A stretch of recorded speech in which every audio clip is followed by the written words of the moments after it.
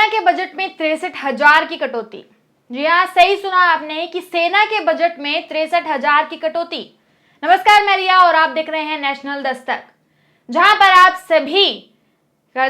आप सभी राष्ट्र की प्रेम भावना की बातचीत करते हैं, यानी कि राष्ट्र प्रेम को लेकर लगातार नारे लगाते हैं। सैनिकों की शहादत के लिए लगातार कैंडल मार्च किए जाते हैं, कैंडल्स जलाई जाती हैं और उन्हें पूजा जाता है। लेकिन वहीं पर आप देखिए कि उस देश में अब जो सैन्य बजट है उसको घटा दिया जा रहा है।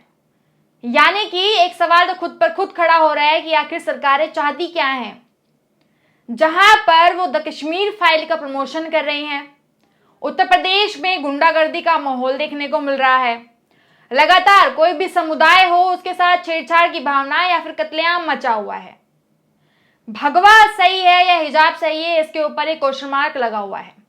लेकिन जो असल मुद्दा है, यानी कि सैन्य प्रेम को लेकर या फिर सैन्य से जुड़े हुए मुद्दे, लेकिन उन पर बातचीत नहीं हो रही है। आपको बता दूं कि शुरुआत में मैंने आपसे कहा कि 63,000 की कटौती, यानी कि जो रक्षा बजट है उसमें 63,000 की कटौती देखने को मिली। अब ये जो सवाल है या फिर ये जो खबर है, ये काफी बड़ी है। आपने ये कल भी सुना कि जहां पर लगातार जो नेशनल मीडिया है वो अपने आप को नंबर 1 बता रहा था।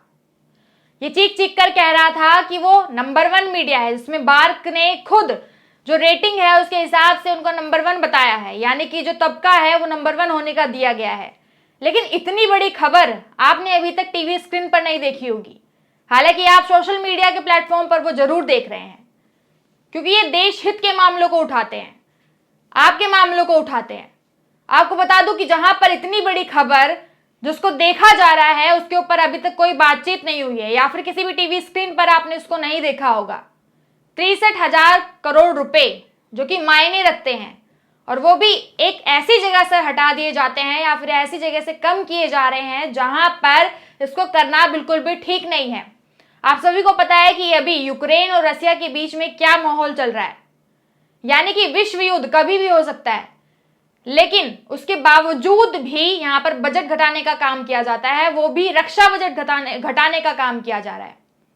आपको बता दूं कि अभी स्टैंडिंग कमेटी ऑफ डिफेंस, जहां पर उसने निशाना साधा कि आखिर जब देश के हालात इतने ज्यादा गंभीर हैं, यानी कि नाजुक हैं, तो इस समय में रक्षा बजट में कटौती करना ठीक नहीं है, ये कहा गया है। लेकिन उसके बावजूद भी ये खबर आ रही है कि 63,000 की कटौती की गई है रक्षा बजट में। लेकिन आपको पता है कि सरकार जो है वो लगातार द कश्मीर फाइल की बात हो, या फिर कर्नाटक की बात हो, या फिर हिजाब की बात हो, मध्य प्रदेश की बात हो, लाउड स्पीकर्स की बात हो, या फिर दरगाह की बात हो, भगवे की बात हो, या फिर भाजपा के झंडे की बात हो, वो सब किया जा रहा है। यानी कि तमाम मुद्दे इस समय देश में देखने को और सुनने को मिल रहे हैं। सरकार जो है उन पर चिंतन कर रही है, वो टेंशन में है कि आखिर इस तरीके का माहौल क्यों बन रहा है।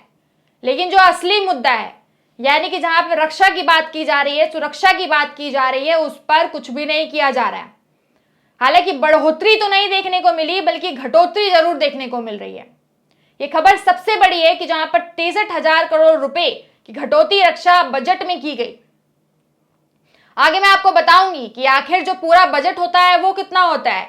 लेकिन उससे पहले मैं आपको बता दूं, निर्मला सीतारमण ने ये कहा था कि जहां पर आम बजट जब उन्होंने पेश किया था, उन्होंने कहा था कि इस बार जो रक्षा बजट है उसमें 10% की बढ़ोतरी की जाएगी।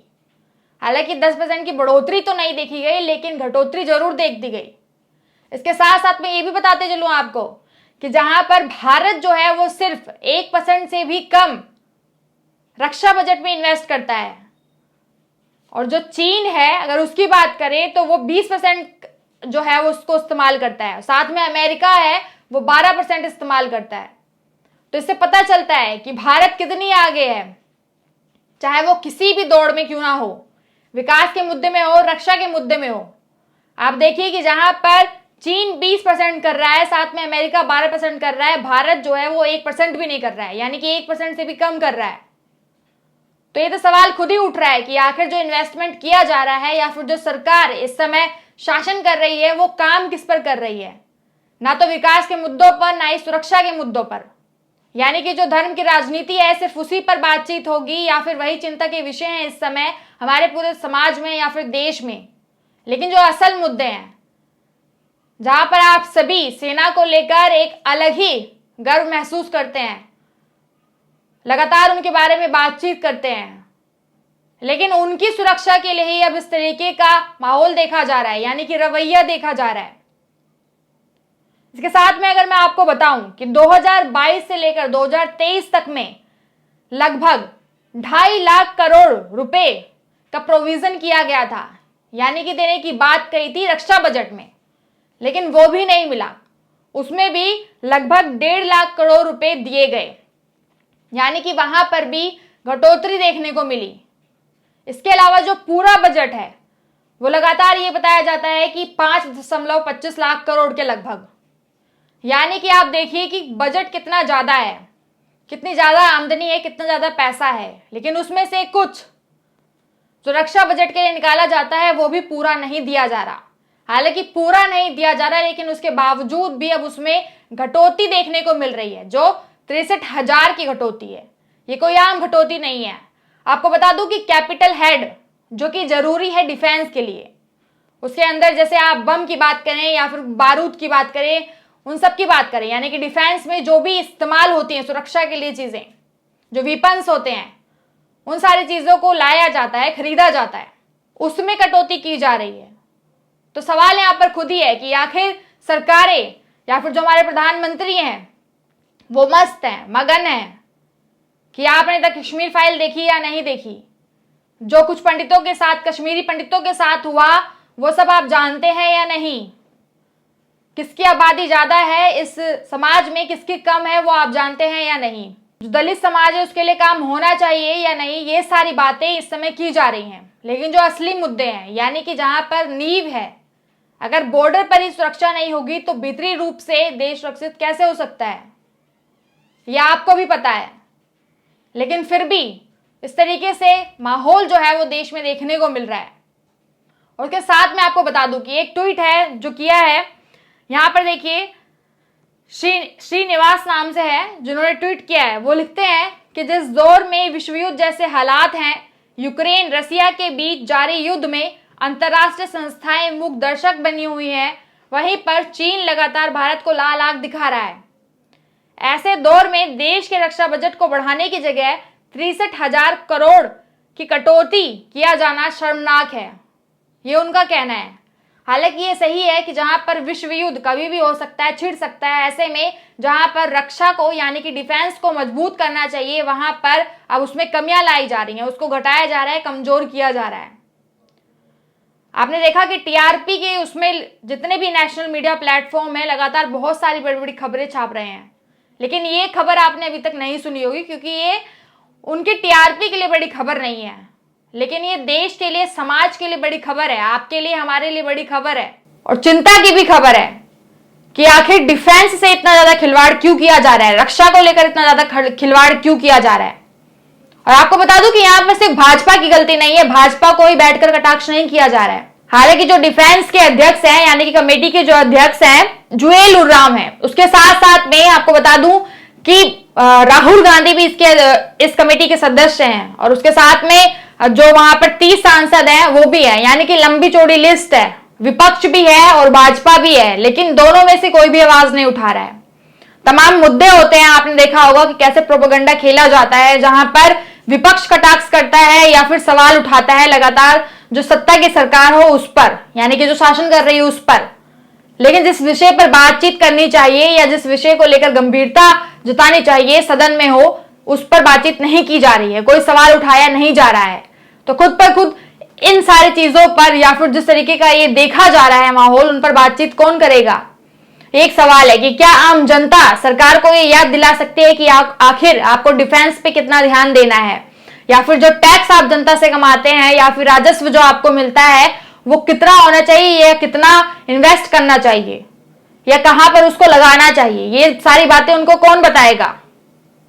हालांकि विपक्ष काम करता है कि बार बार सत्ता को उकेरा जाए, यानी कि जो शासन कर रहे हैं उनको उकेरा जाए, उनको बताया जाए कि आखिर आपको काम किस तरीके से करना है या फिर कितना गलत आप काम कर रहे हैं। लेकिन विपक्ष भी इस पर सवाल नहीं उठा रहा है। ये काफी शर्मनाक बात है कि जहां पर डिफेंस को लेकर इस तरीके का माहौल देखा जा रहा है, यानी कि रक्षा बजट घटा दिया जा रहा है उस पर आप कोई सवाल जवाब नहीं कर रहे हैं, ना ही कोई हेडलाइन बनाई जा रही है। आखिर ऐसा क्यों किया जा रहा है? जब आपने देखा ही होगा कितनी बार कि सेना में जो हमारे सैनिक है शहीद होते हैं, उनकी शहादत के लिए किस तरीके से कैंडल जलाई जाती हैं, साथ में उनका जो परिवार होता है उनको स्वागत किया जाता है, सम्मान किया जाता है। लेकिन वहीं पर दूसरी तरफ उनको सुरक्षा नहीं दी जा रही है जिससे वो हमारे समाज की, हमारे देश की सुरक्षा कर सकते हैं, उसमें इतनी कटौती देखने को मिल रही है।